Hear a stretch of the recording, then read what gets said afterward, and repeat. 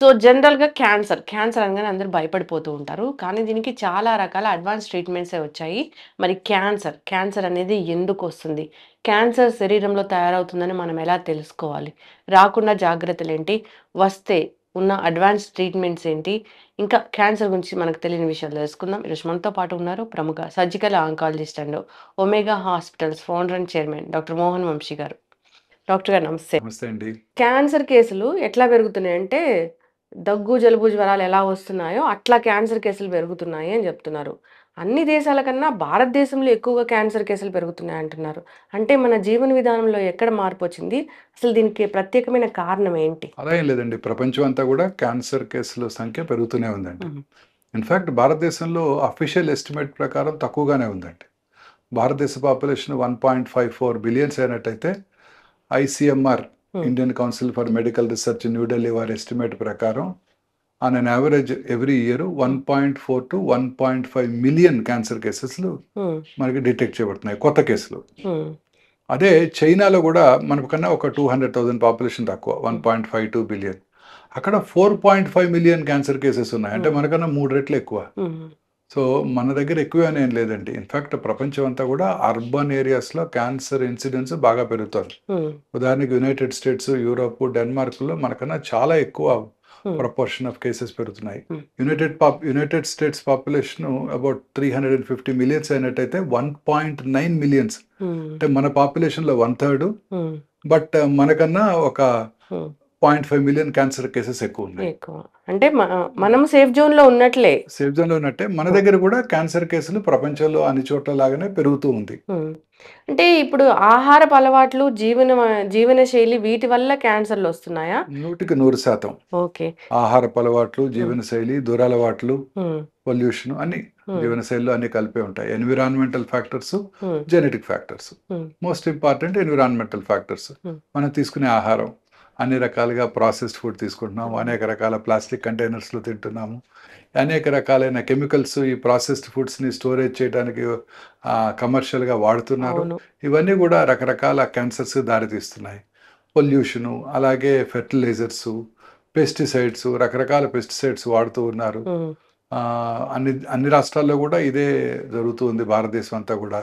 స్థిరమైన వ్యవసాయం లేకుండా హ్మ్. తాత్కాలిక గెయిన్స్ కోసం ఫెర్టిలైజర్స్, పెస్టిసైడ్స్ విపరీతంగా వాడటం. హ్మ్. అవి భూగర్భ జలాలను గూడా కలుషితం చేసి, ఆ తర్వాత అక్కడ పండే పంటలన్నిటిని గూడా డిస్ట్రాయ్ చేసేస్తున్నాయి. యెస్. ముడి బియ్యంలో ఆర్సెనిక్ ఎక్కువగా చూస్తున్నాం. అవును. ఇప్పుడు బ్రౌన్ రైస్ కూడా భయపెడుతుంది. బ్రౌన్ రైస్ కూడా భయపెడుతోంది. ఎందుకంటే ఆ భూగర్భ జలాలు కలుషితమై బ్రౌన్ రైస్ మంచిదే. బట్ హ్మ్. భూగర్భ జలాలు కలుషితమైపోయి ఆ బ్రౌన్ రైస్‌లో ఆర్సెనిక్ కంటెంట్ ఎక్కువగా ఉంటోంది. అవును. ఇలా అనేక రకాలుగా ఈ పొల్యూషను, ఫెర్టిలైజర్సు అలాగే ఇవన్నీ గూడా మనల్ని హ్మ్. కంటామినేట్ చేసేసి మనం తీసుకునే ఆహారాన్ని అనేక రకాలైన క్యాన్సర్స్‌కి దారితీస్తున్నాయి. హ్మ్. అలాగే ఎన్విరాన్మెంటల్ పొల్యూషను, అర్బన్ ఏరియాస్‌లో ఆటోమొబైల్స్ పొల్యూషను, దీన్ని ఎక్కడ తప్పించుకోలేం గదా మనం. తప్పించుకోలేమండి. హ్మ్. భారతదేశం అంతా ఇదే ఉంది. ప్లాస్టిక్ యూసేజ్ విపరీతంగా పెరిగిపోతోంది. మార్నింగ్ లెగిస్తే plastic brush, synthetic toothpaste, synthetic brush, bristles, hmm. Plastic bucket, plastic mug, హ్మ్. అలా అన్ని లేనిది రకాలుగా జీవనం. ప్లాస్టిక్ కప్‌లో కాఫీ తాగుతున్నాం. అవును. ప్లాస్టిక్ కప్‌లో వాటర్ తాగుతున్నాం. ప్లాస్టిక్ బాటిల్‌లో వాటర్ తాగుతున్నాం. అనేక రకాలుగా ఈ మైక్రో ప్లాస్టిక్స్ మన బాడీలోకి అవును. వెళ్ళిపోతున్నాయి. సో, అనేక రకాలుగా అన్నీ హ్మ్. ఈవెన్ ఇప్పుడు ఉదాహరణకి పసుపుని గూడా కొన్ని రకాల కెమికల్స్‌తో కంటామినేట్ హ్మ్. చేస్తున్నారు. లెడ్ క్రోమేట్ కలరు, అలాగే కారాన్ని గూడా కంటామినేట్ చేస్తున్నారు. అవును. సూడాన్ రెడ్‌తో. హ్మ్. ఇలా అనేక రకాల ఐస్ క్రీమ్స్‌లో ఎమల్సిఫైర్స్ వాడుతున్నారు. అన్ని రకాల ఫాస్ట్ ఫుడ్స్‌లో గూడా ఈ చైనీస్ ఫాస్ట్ ఫుడ్స్ అంటున్నారు. హ్మ్. వాటిలో అన్ని రకాలుగా కెమికల్ సబ్స్టెన్సెస్, అజినోమోటో అన్నీ వాడుతూ ఉన్నారు. అవును. ఆఖరికి పీచు మిఠాయి గూడా కంటామినేట్ అయిపోయింది. హుహు. పీచు మిఠాయిని బ్యాన్ చేసేసారు. విన్నారు గదా! అవును. కర్ణాటకలో. అవును. రోడమిన్ బి అనే కెమికల్‌తో హ్మ్. కంటామినేట్ అయిపోతుంది. ఆ కలర్ రావడానికి. మసాలాలన్నిట్లో గూడా అనేక రకాల క్రిమిసంహారక మందుల అవశేషాలను చూస్తున్నాం. హ్మ్. ఇలా అనేక రకాలుగా మనం అంతా గూడాను ఈ ప్లాస్టిక్సు, ఈ కెమికల్సు మన హ్మ్. ఫుడ్ ద్వారా మనలోకి వెళ్ళి అనేక రకాలైన జబ్బులకు దారితీస్తున్నాయి. యెస్. అంటే డాక్టర్ గారు, ఇప్పుడు క్యాన్సర్ వస్తుంది, బాడీలో తయారవుతుంది, ఒక సెల్ తయారవుతుందంటే, మొట్టమొదటిగా ఈ లక్షణం ఉంటది, వీళ్ళకి క్యాన్సర్ వస్తది అనేది ఏం తెలీదా అండి మనకి? Cancers are generally silent killers madam. అంటే మన శరీరంలో ఉన్న కోట్లాది కణజాలాల్లో ఏదో ఒక కణం హ్మ్. అప్రతిహితంగా పెరిగిపోవటాన్ని క్యాన్సర్ అంటారు. హ్మ్. అంటే బాడీ యొక్క రెగ్యులేటరీ మెకానిజమ్స్ దాటి ఆ కణాలు పెరుగుతూనే ఉంటాయి. పెరుగుతూ ఉన్నప్పుడు దానికి హ్మ్. ఫుడ్ కూడా అవసరం. హ్మ్. దానికి న్యూట్రిషన్ అవసరం. న్యూట్రిషన్ ఎక్కడి నుంచి తీసుకుంటుంది? హోస్ట్ నుంచే. అవును. ఎవరి శరీరంలో అయితే పుడుతుందో వారి నుంచే. హ్మ్. వారిలో రక్తనాళాలు పెంచి యాంజియోజెన్సిస్ అంటారు. ఆ రక్తనాళాల ద్వారా న్యూట్రియంట్స్ తీసుకొని అదే రక్తనాళాల ద్వారా శరీరంలో ఇతర భాగాలకు కూడా పాకిపోయి హ్మ్. మెటాస్టాసిస్ అంటారు. హ్మ్. అంటే ఇంకో వేరే ఏరియాస్‌లో హ్మ్. బ్రెస్ట్‌లో క్యాన్సర్ వస్తే లంగ్‌కో, లివర్‌కో పాకుతున్నట్టు హ్మ్. పాకిపోయి మన ఓన్ బాడీ మీద హ్మ్. పేషెంట్ బాడీ మీద పారాసైట్ అయ్యి ఆ న్యూట్రియంట్స్ తీసుకొని పెరుగుతూ ఉంటుంది. అంటే ఒక లక్షణము ఫీవర్ గాని, వాళ్ళలో కాన్‌స్టిపేషన్ ఉండడం గాని, అట్లా ఏం ఒక లక్షణం బట్టి క్యాన్సర్ వస్తుంది అని చెప్పలేము. చెప్పలేం మేడం. హ్మ్. ఇప్పుడు క్యాన్సర్ లక్షణాలు ఏముండవు. సైలెంట్‌గా పెరుగుతూ ఉంటాయి. హ్మ్. ఒక స్టేజ్ వచ్చాకే సింప్టమ్స్ కనబడతాయి. హ్మ్. ఉదాహరణకి లంగ్ క్యాన్సర్ ఉంటుంది. లంగ్‌లో పెరుగుతూ ఉంటుంది. హ్మ్. స్లోగా పెరుగుతూ ఉంటుంది. కనబడను కూడా కనబడదు. నొప్పి కలిగించదు. రక్తనాళాల ద్వారా బ్రెయిన్‌కి పాకుతుంది. అక్కడ డయాగ్నోస్ చేయబడుతుంది. యెస్. అలా క్యాన్సర్ సైలెంట్ కిల్లర్ అండి. హ్మ్. కానీ చిన్న చిన్న మార్పులు వస్తూ ఉంటాయి. ఆ హ్మ్. మార్పుల్ని అశ్రద్ధ చేయకుండా మనం డాక్టర్ దగ్గరికెళ్ళాలి. ఆ మార్పులు ఎంత సటిల్‌గా ఉంటాయంటే హ్మ్. చాలామంది వాటిని అశ్రద్ధ చేస్తారు. హ్మ్. ఉదాహరణకి ఓరల్ క్యావిటీ బ్రెయిన్ ట్యూమర్ అనుకున్నాం. హ్మ్. పైనుంచి కిందకెళ్దాం. హ్మ్. బ్రెయిన్ ట్యూమర్ ఉందనుకోండి. బ్రెయిన్ ట్యూమర్‌లో ట్యూమర్ వచ్చిన లొకేషన్‌ని బట్టి, హ్మ్. ట్యూమర్ యొక్క సైజ్‌ని బట్టి, ట్యూమర్ ఎంతవరకు ఇంక్రీజ్డ్ ఇంట్రాక్రేనియల్ ప్రెషర్ కలిగించిందన్న దాని మీద సింప్టమ్స్ ఉంటాయి. హ్మ్. ఉదాహరణకి కామన్ సింప్టమ్ హెడేక్ అండి. హ్మ్. Early morning headache. హ్మ్. పొద్దున్నే లేవగానే హెడేక్. లేకపోతే హెడేక్‌తో పొద్దున్నే 4కో, 3కో నిద్ర లేవటం. హుహు. హెడేక్ యొక్క ఇంటెన్సిటీ రోజు రోజుకి పెరిగిపోవటం. అది మార్నింగే. హ్మ్. హెడేక్ ఇంటెన్సిటీ పెరిగిపోతుంది. వారం రోజుల క్రితం ఇంత సివియర్‌గా లేదు. ఇప్పుడు చాలా సివియర్‌గా ఉంటుంది. అప్పుడు ఒకటి చిన్న టాబ్లెట్ ఏసుకుంటే తగ్గిపోయింది. ఇప్పుడు 2 టాబ్లెట్‌లు హ్మ్. ఏసుకోవాల్సొస్తుంది. హెడేక్‌తో పాటు కళ్ళు తిరగటం, వామిటింగ్ రావటం. హ్మ్. Science of increased intracranial pressure అనమాట. హ్మ్. స్లోగా మర్చిపోవటం, స్లోగా ఫిట్స్ రావటం. హ్మ్. ఇవన్నీ గూడా బ్రెయిన్ ట్యూమర్ లక్షణాలు. ఓకే. అలాగే ట్యూమర్ వచ్చిన లొకేషన్‌ని బట్టి. హ్మ్. బ్రెయిన్‌లో ప్రతి లొకేషను మన బాడీలో ఒక పార్ట్‌ని కంట్రోల్ చేస్తుంది. అవును. ఉదాహరణకి చెయ్యి మూవ్‌మెంట్‌ని కంట్రోల్ చేసేది రైట్ సైడ్ చెయ్యి మూవ్‌మెంట్‌ని కంట్రోల్ చేసేది లెఫ్ట్ సైడ్ పారియటల్ ఏరియాలో ఉంటుంది. హ్మ్. అక్కడ ట్యూమర్ వచ్చిందనుకోండి ఈ చెయ్యి పడిపోతుంది. హ్మ్. చిన్న మెదడులో వచ్చిందనుకోండి ఆల్కహాల్ తాగిన వాళ్ళు ఎట్లా నడుస్తుంటారో అట్లా ఆ! నడుస్తుంటారు. ఆక్సిపిటల్ లోబ్‌లో వస్తే విజువల్ డిస్టర్బెన్సెస్ చూపులో మార్పొస్తుంది. ఓకే. ఫ్రాంటల్ ఏరియాస్‌లో గనక వచ్చినట్టయితే కొంచెం విపరీతంగా ప్రవర్తిస్తుంటారు. హ్మ్. అందరి ముందు సడెన్‌గా డ్రెస్ చేంజ్ చేసుకోవటం. ఆ! అందరి ముందు వాష్‌రూమ్‌కెళ్ళకుండానే యూరిన్ పాస్ చేసేయటం. హ్మ్. కొన్ని ఏరియాస్‌లో స్పీచ్ ఏరియాలో వచ్చిందనుకోండి. అంతా బానే ఉంటుంది. అంతంతా బానే హ్మ్. ఉంటూ ఉంటారు. అన్ని మాటలు వింటుంటారు. కానీ మాట రాదు. హ్మ్. స్పీచ్ ఏరియా ఎఫెక్ట్ అవుతుంది. ఇలా వచ్చిన లొకేషన్‌ని బట్టి సింప్టమ్స్ ఉంటాయి. హ్మ్. అది సో, బ్రెయిన్ బ్రెయిన్ ట్యూమర్ హ్మ్. లక్షణాలు. సో, ఇలాంటి లక్షణాలు గనక ఉన్నట్టయితే హ్మ్. వెంటనే డాక్టర్‌ని వాళ్ళ ఫ్యామిలీ ఫిజిషియనో లేకపోతే న్యూరాలజిస్ట్‌నో సంప్రదించి దానికి తగు కారణం హ్మ్. కనుక్కొని ఎక్కడ ట్యూమర్ ఉందో కనుక్కోవాల్సి ఉంటుంది. హ్మ్. కొంతమంది సడెన్‌గా అన్నాయింగ్ అగ్రెసివ్‌గా బిహేవ్ చేస్తుంటారు. హ్మ్. ఏమిటి అగ్రెసివ్‌గా బిహేవ్ చేస్తున్నారని చూస్తే బ్రెయిన్ ట్యూమర్ ఉంటుంది. అదే కిందకొచ్చామనుకోండి ఓరల్ క్యావిటీ ట్యూమర్స్ వెరీ హ్మ్. కామన్ ఇన్ సౌత్ హ్మ్. ఇండియా. ముఖ్యంగా పురుషుల్లో ఓరల్ క్యావిటీలో వచ్చే ట్యూమర్స్ చాలా కామన్ అండి. నోట్లో మానని పుండు. హ్మ్. అంటే పుండ్లు వస్తూ ఉంటాయి. చాలా మందికి కొంచెం పెయిన్‌ఫుల్‌గా ఉంటాయి. తగ్గిపోతుంటాయి. ఇవి అసలు పెయిన్‌లెస్ పుండ్లు. హ్మ్. నొప్పే ఉండదు. క్యాన్సర్ ఏ ట్యూమర్ అయినా పెయిన్‌లెస్ గానే ఉంటుంది. జనరల్‌గా. హ్మ్. జనరల్‌గా ఎర్లీ స్టేజెస్‌లో పెయిన్‌లెస్‌గా ఉంటాయి. హ్మ్. మానని పెయిన్‌లెస్ పుండు. హ్మ్. పెరుగుతూ ఉంటుంది క్రమం తప్పకుండా నొప్పి కలిగించదు. హ్మ్. చివర్లో నొప్పి కలిగిస్తుంది. అలాగే ఆ పుండు నుంచి రక్తం కారటం. ఎక్కడైనా రావచ్చు. ఓరల్ హ్మ్. క్యావిటీలో చిగుళ్ళ మీద కానివ్వండి, నాలుక మీద కానివ్వండి, అంగటి మీద కానివ్వండి. అలాగే ఓరల్ క్యావిటీలోనే ఎరుపు, తెలుపు మిళితమైన ప్యాచెస్ ఉండటం. Hmm. Or just whitey curdy patch ఏదో పెరుగు అంటుకున్నట్టు ఉంటది. హ్మ్. కానీ స్క్రాచ్ చేస్తే రాదు. హ్మ్. ల్యూకోప్లేకియా అంటారు. ఇవన్నీ కూడా ప్రీ క్యాన్సరస్ ఫేజెస్. ఓకే. తర్వాత నాలికలో మాట స్పష్టంగా రాకపోవటం. హ్మ్. నాలుక ట్యూమర్ వచ్చినప్పుడు. బ్లీడింగ్ అవ్వటం చిగుళ్ళ నుంచి, ఆ పుండు నుంచి బ్లీడింగ్ రావటం. ఏదో మింగాలనిపిస్తూ థ్రోట్ ఎనకాల ఏదో ఫారిన్ బాడీ ఉన్నట్టుంటుంది. హ్మ్. మింగినా కూడా అది అలానే ఉంటుంది. హ్మ్. అంటే అది ట్యూమర్ ఉంటుందక్కడ. But brain perceives this as a hmm. Mass. ఏదో మింగాలి అక్కడేదో అడ్డం పడినట్టు ఉంటుంది. అది పోస్టీరియర్ టంగ్‌లో వచ్చే ట్యూమర్స్ లక్షణాలు. హ్మ్. కిందకొస్తే స్వరపేటిక క్యాన్సరు, మాట బొంగురు పోవటం, హ్మ్. గాలి పీల్చుకోవటానికి ఇబ్బందిగా ఉండటం, ఇవన్నీ స్వరపేటిక దగ్గినప్పుడు బ్లడ్ రావటం, హ్మ్. ఇవన్నీ స్వరపేటిక క్యాన్సర్ లక్షణాలు. ఓకే. ఇంకా థైరాయిడ్ మాసెస్ హ్మ్. రావటం, లేకపోతే పెరోటిడ్ గ్లాండ్ అనేది ఇక్కడ లాలాజలం ఉత్పత్తి చేసే గ్రంథులుంటాయి. ఇక్కడ హ్మ్. 6 మేజర్ గ్రంథులు, మైనర్ గ్రంథులు కూడా ఉంటుంటాయి. వాటిలో కూడా ట్యూమర్స్ రావచ్చు. హ్మ్. స్వెల్లింగ్ అనిపిస్తూ ఉంటుందా? స్వెల్లింగ్ కనపడుతుంది, గడ్డలా కనబడుతుంది మేడం. హ్మ్. క్రమం తప్పకుండా పెరుగుతూ ఉంటుంది.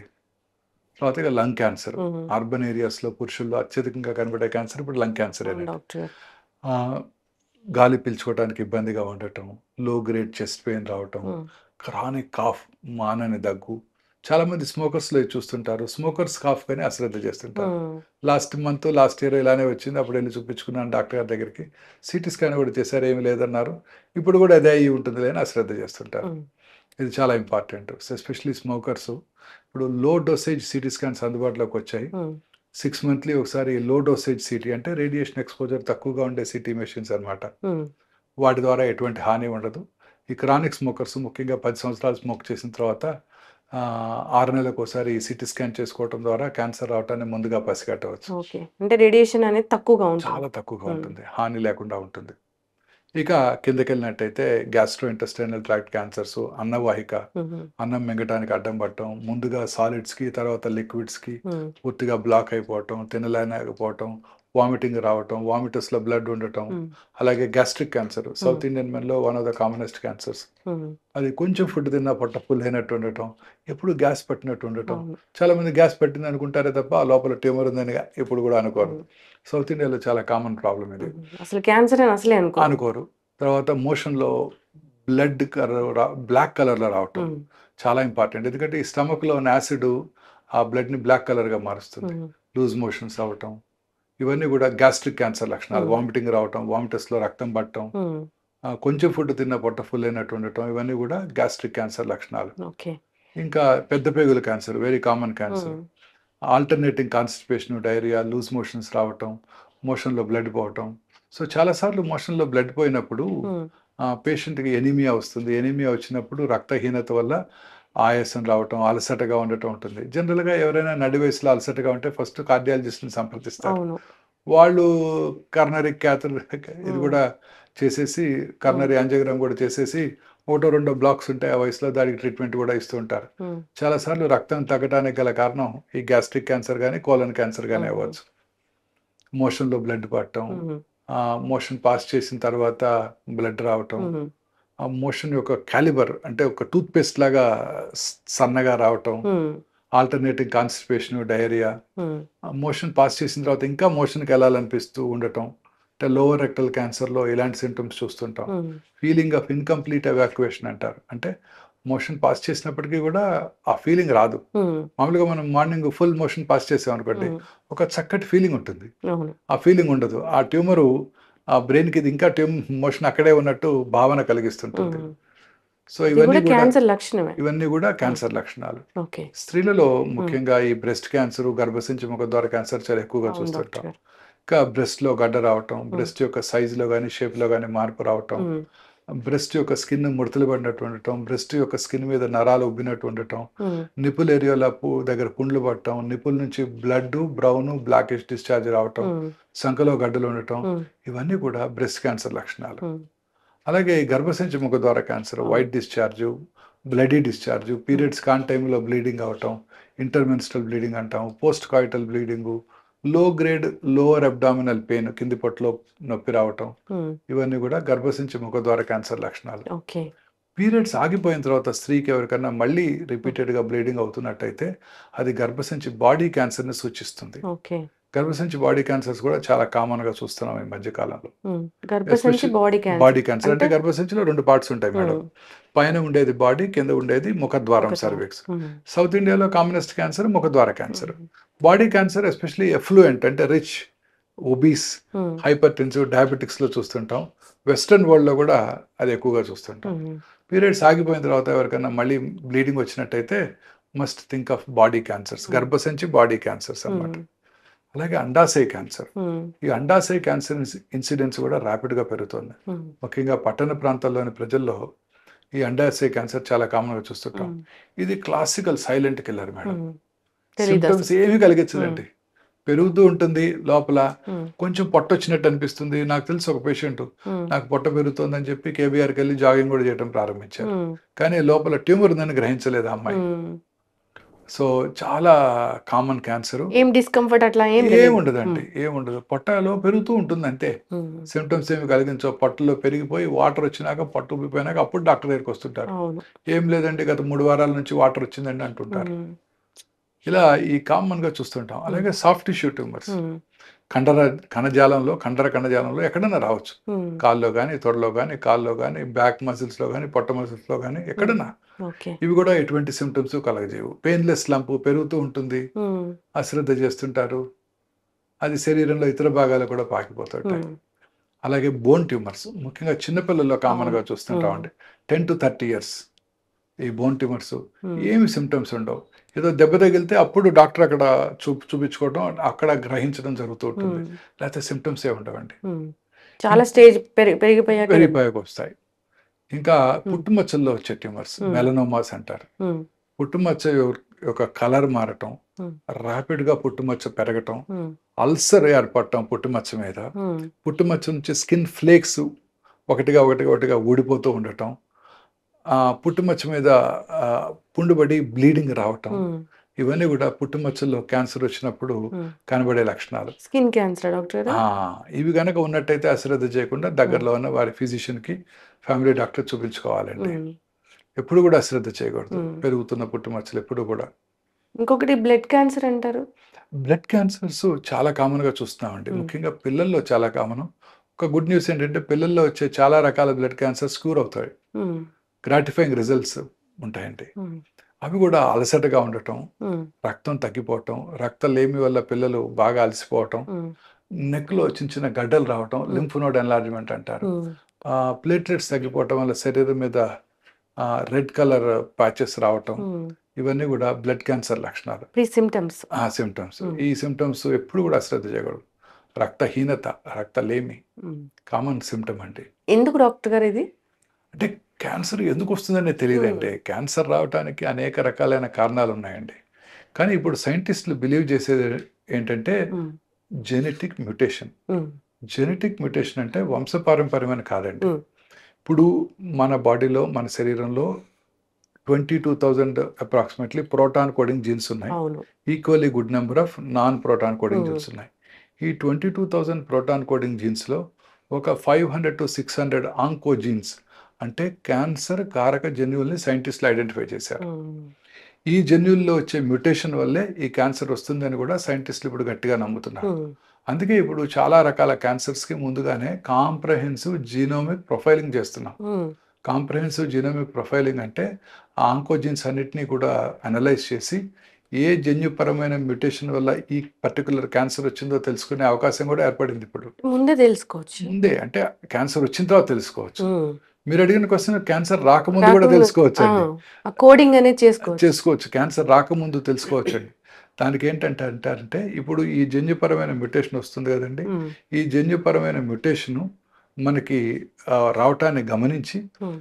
ముందుగానే 1, 2 సంవత్సరాల ముందే క్యాన్సర్ రావటాన్ని కూడా చెప్పగలమండి. ఓకే. బ్లడ్ టెస్ట్ ద్వారా గానీ, బకల్ మ్యూకోజల్ యొక్క హ్మ్. స్క్రేపింగ్ ద్వారా గానీ, హ్మ్. మనం ఆ జన్యుపరమైన టెస్ట్ చేసి ఎగ్జాన్స్ అంటారు. మనం చేస్తున్నామా డాక్టర్ గారు అట్లా? ఇక్కడ అందుబాటులో ఉందండి. హ్మ్. మన దగ్గర అందుబాటులో ఉంది.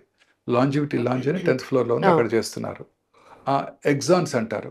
ఈ ఎగ్జాన్స్ ఈ జన్యుపరమైన మ్యుటేషన్స్‌కి దారితీస్తాయి. హ్మ్. సో, ముందుగా ఎగ్జాన్స్‌నే గనక పట్టుకున్నట్టయితే, ఆ మ్యుటేషన్ కూడా పట్టుకోగలుగుతాం. ఓకే. పట్టుకుంటే క్యాన్సర్ రావటాన్ని 77 రకాల క్యాన్సర్ రావటాన్ని ముందుగా చెప్పేయొచ్చు. హ్మ్. అంటే ఈ ఇండివిడ్యువల్‌కి ఫలానా క్యాన్సర్ వస్తుందనేది మనం ముందుగానే చెప్పొచ్చండి. హ్మ్.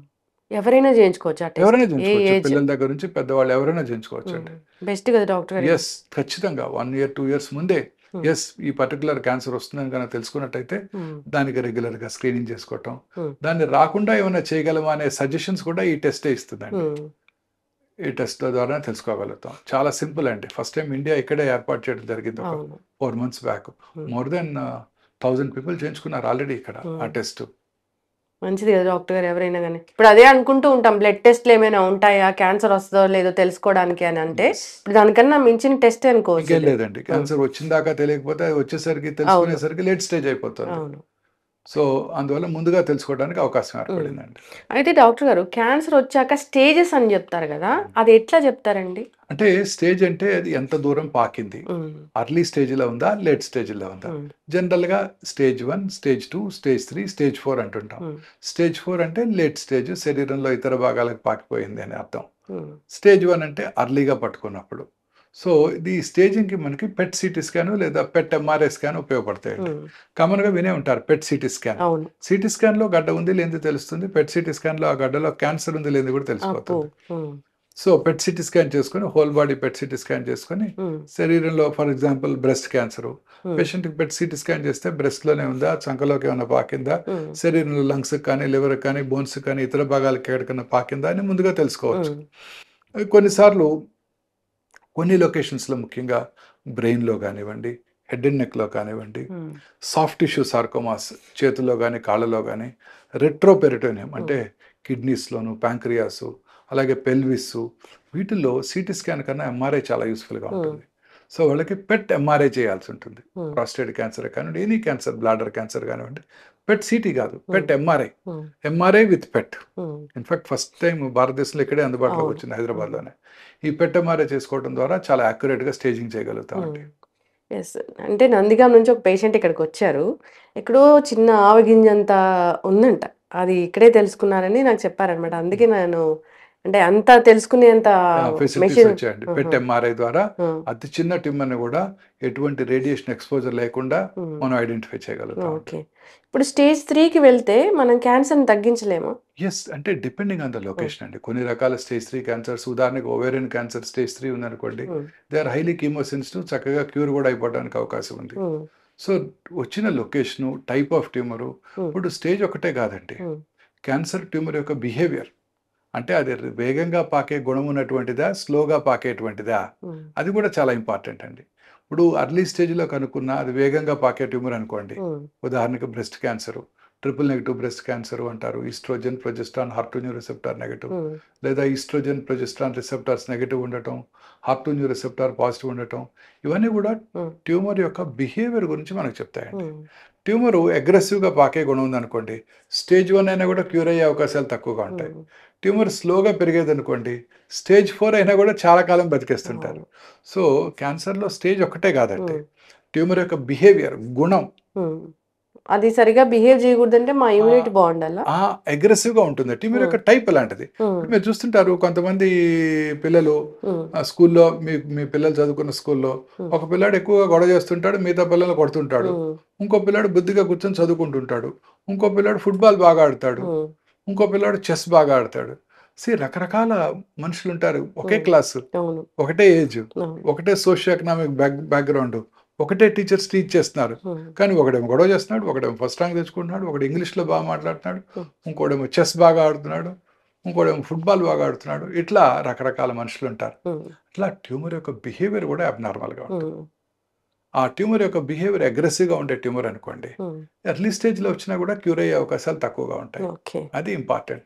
సో, ట్యూమర్ యొక్క స్టేజు ఇంపార్టెంటు. ట్యూమర్ యొక్క గ్రేడ్, హ్మ్. గ్రేడ్ అంటే గుణం. స్లోగా పెరిగేదా? ఫాస్ట్‌గా పెరిగేదా? ఇవి కూడా చాలా ఇంపార్టెంట్ హ్మ్. అండి.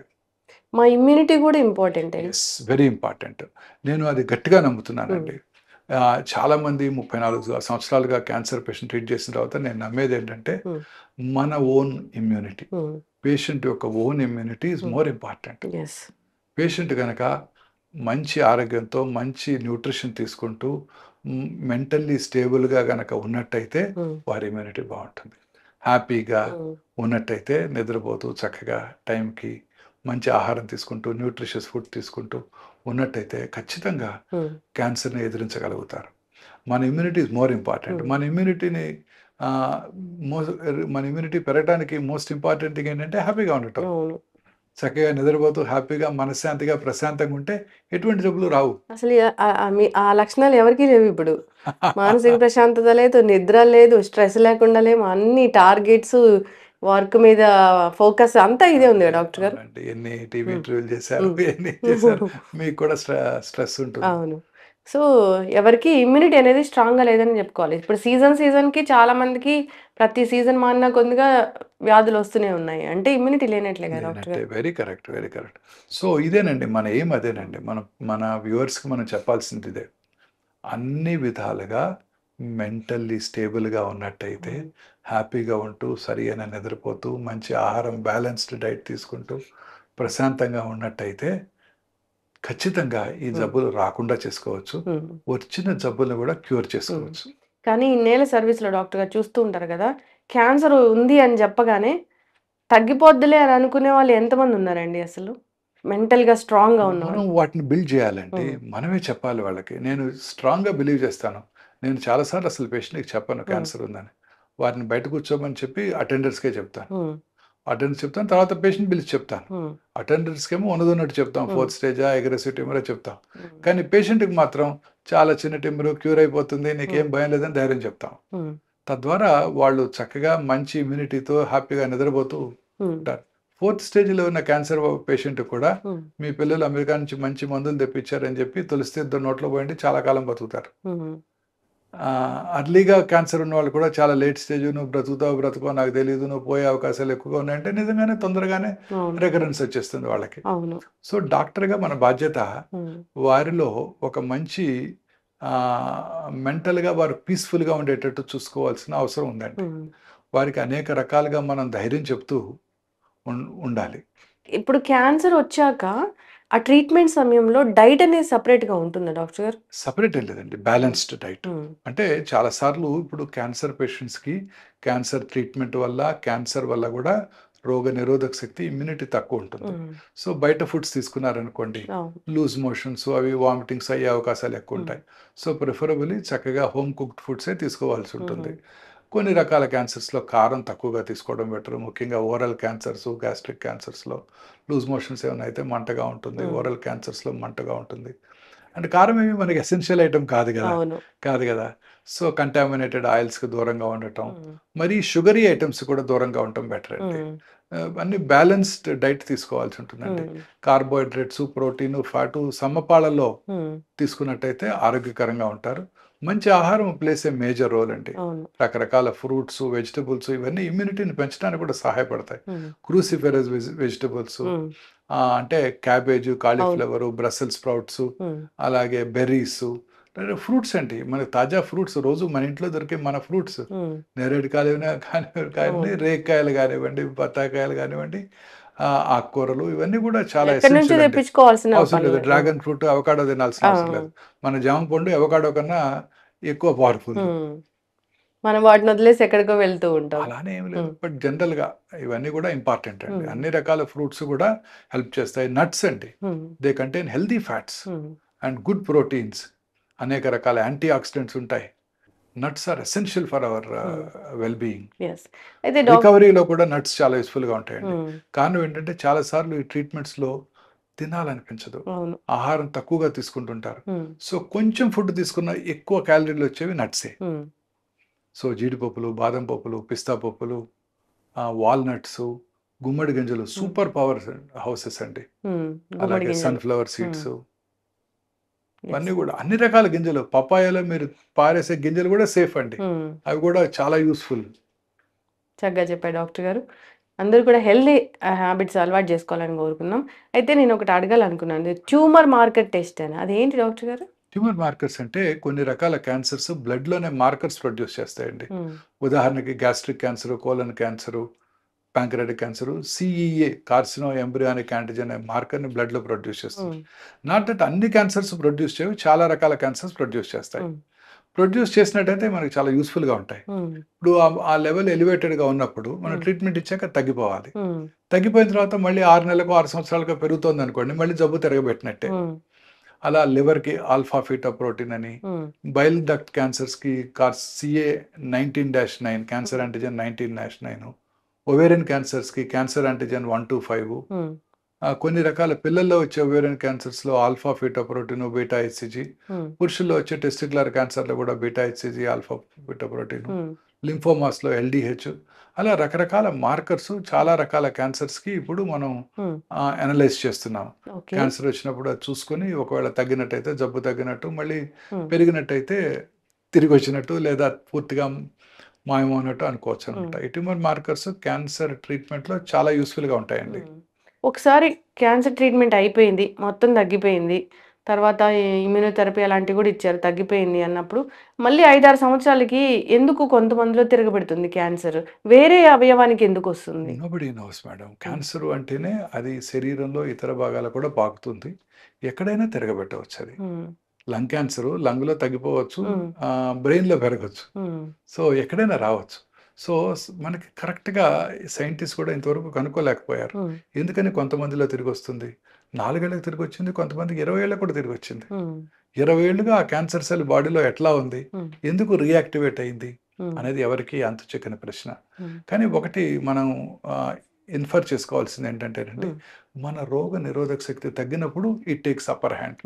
అంటే క్యాన్సర్ క్యూర్ అయిన తర్వాత కూడా క్యాన్సర్ కణాలు వారి బాడీలో ఉంటాయి. బట్ మన ఇమ్యూన్ మెకానిజమ్స్ వాటిని చెక్లో పెట్టాయి, అంటే పెరగకుండా చూస్తున్నాయి. మన ఇమ్యూనిటీ తగినప్పుడు వేరే ఇతరత్ర కారణాల వల్ల అవి అప్పర్ హ్యాండ్ అయ్యి అవి మళ్ళీ పెరగడం ప్రారంభించాయి.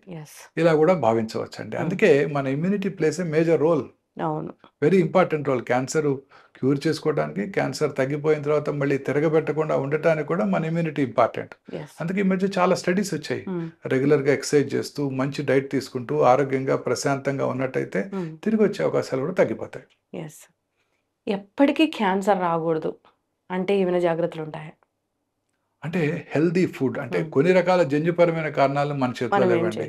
హెల్దీ ఫుడ్స్, ఫ్రూట్స్, వెజిటబుల్స్ ఎక్కువగా తీసుకుంటూ, రెడ్ మీట్ లాంటివి బాగా తక్కువగా తీసుకుంటూ, సన్లైట్కి ఎక్స్పోజ్ అవుతూ, మానసికంగా ప్రశాంతంగా జీవిస్తూ, రెగ్యులర్గా యోగా, మెడిటేషన్ అవన్నీ చేసుకుంటూ, ఫ్రెష్ ఫ్రూట్స్ అవి బాగా ఎక్కువగా తీసుకుంటూ, గ్రీన్స్ ఎక్కువగా తీసుకుంటూ, రెగ్యులర్గా ఎక్సర్సైజ్ చేస్తూ, ఒబేసిటీని తగ్గించుకొని లీన్ బాడీ మాస్ మెయింటైన్ చేస్తూ, దూరాల వాటికి దూరంగా ఉన్నట్టయితే క్యాన్సర్ నుంచి కూడా దూరంగా ఉండొచ్చు.